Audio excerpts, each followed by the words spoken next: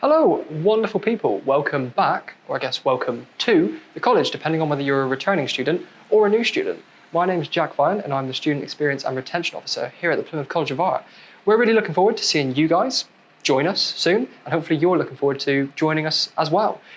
I want to address, I guess, the elephant in the room, Covid-19. Covid-19 has affected the entire country, and the college is no different. So what we have been doing over the summer is we've been working to make the campus as accessible and as safe as possible for your return. And that's exactly what this video series is all about. It's going to cover things like getting around the campus, accessing certain resources, getting into the canteen, getting food, the most important stuff, of course.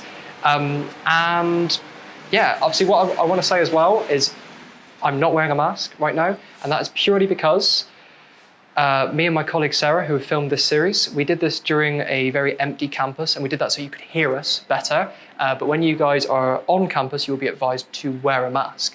So, without further ado, let's start and get into the campus right now. Let's do it.